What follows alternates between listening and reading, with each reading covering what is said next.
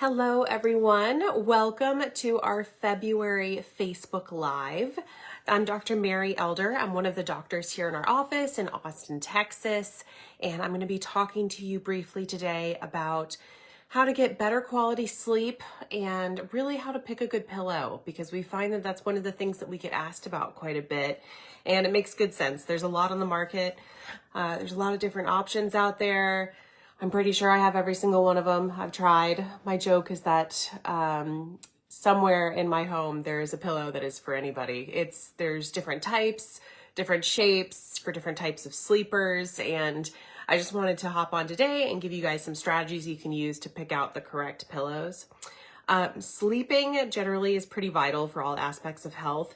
It's one of those things we kind of know, but we don't really fully conceptualize.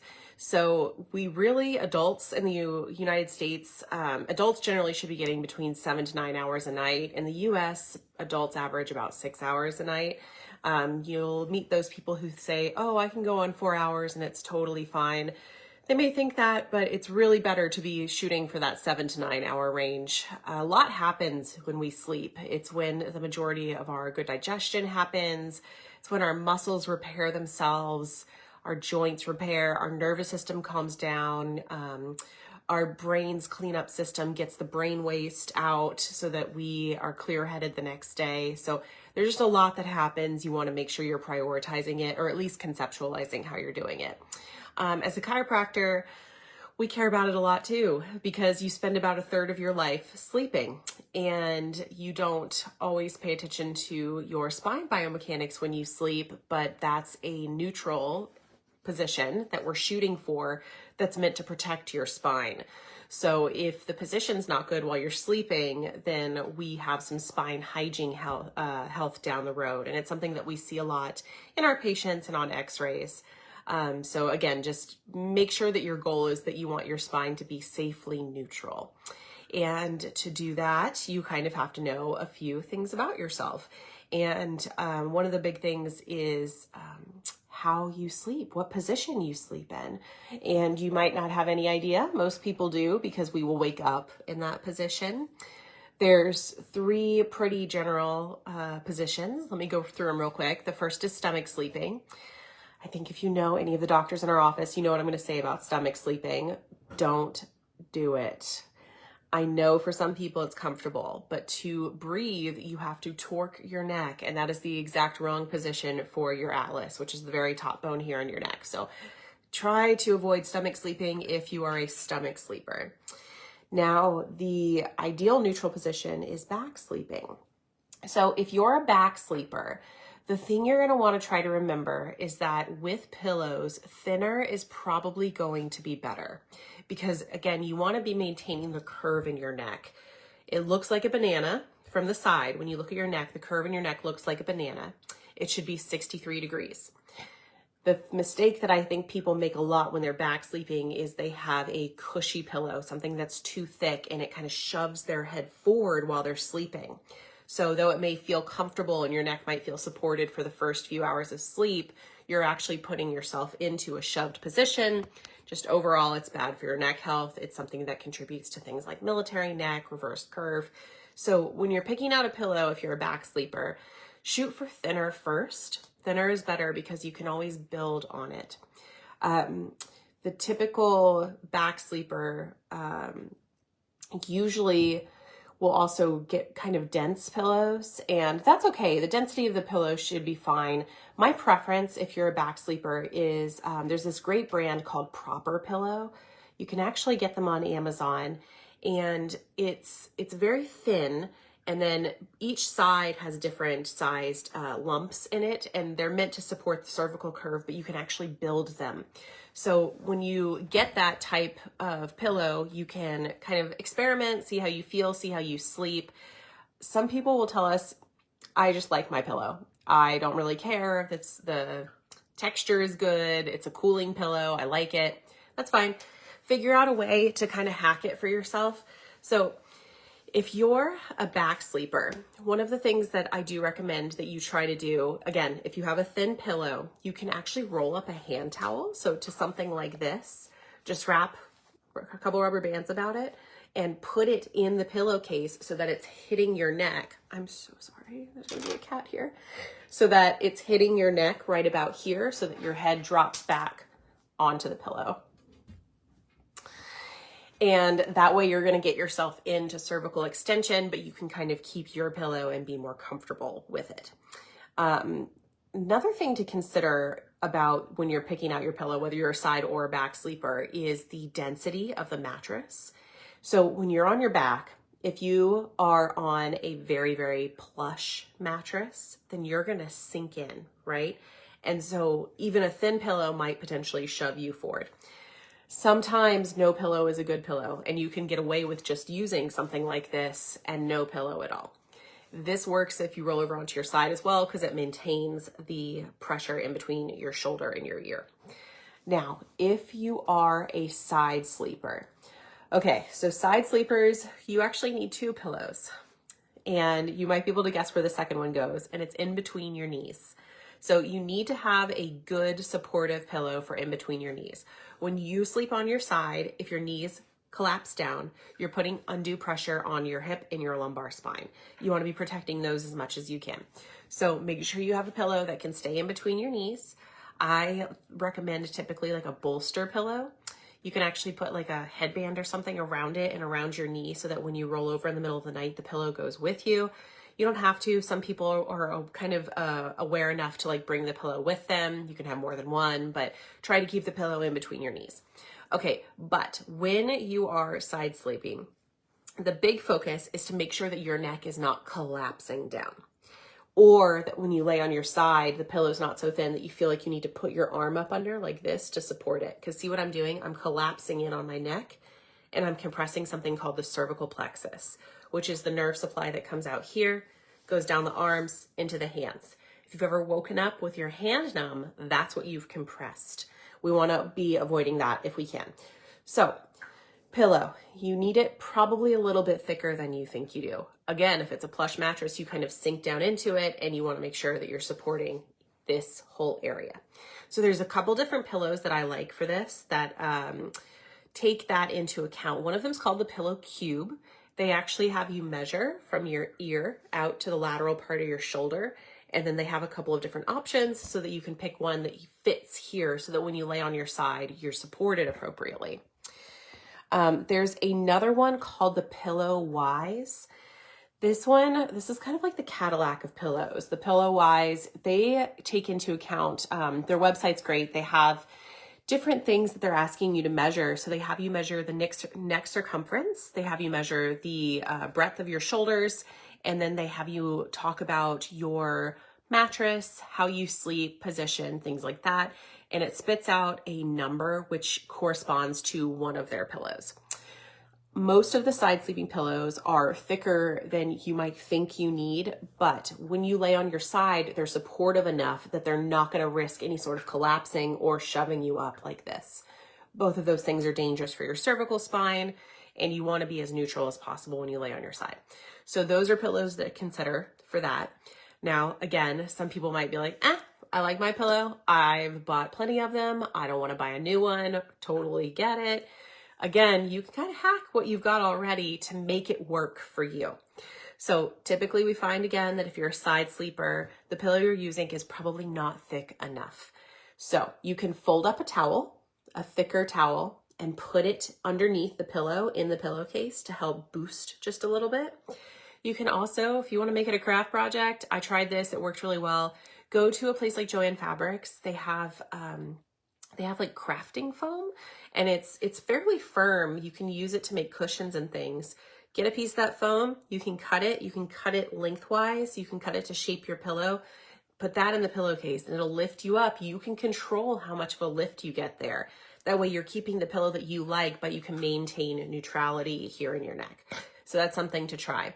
Again, do not stomach sleep. If you are somebody that does stomach sleep, I get it. It's comfy that way. Try to transition away from it. The easiest way to do that is by transitioning to being a side sleeper first. That pillow between your knees is going to be really, really important for you. So as a body pillow, something like that, it'll prevent you from doing the full body roll onto your stomach. Be patient with yourself. It does take time, but it's something to try to work away from. So that's something that you can try to kind of move yourself away from stomach sleeping into side or back sleeping.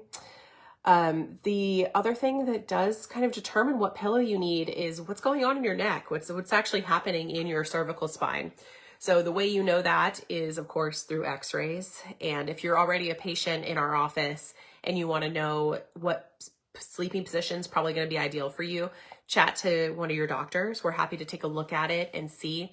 If you know somebody that needs to get assessed, like they're not sure how they should be sleeping, they know they're not comfortable, and you want to get them imaging, if they call our office at 512-345-9355, they mention this Facebook Live, they say the word side sleeper, the term side sleeper, then they can get the full exam, including a neuro test, a physical test, orthopedic test, x-rays, and a review of findings with the doctor. It's normally $348. They can get it for $97 if they mention this Facebook Live. And we're happy to use that as a way to kind of talk to them about how to sleep.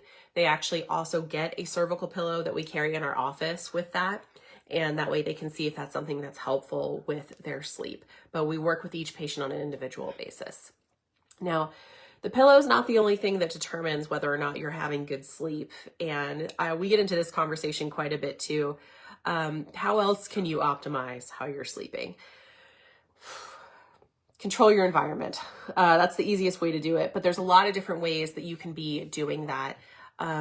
Temperature is a big one. We obviously fluctuate quite a bit with that here in Texas. The ideal sleep temperature is between 60 and 68 degrees. Kind of depends on the person. It's kind of hard to achieve here in Texas in the summertime. Fans are a good way to help with that.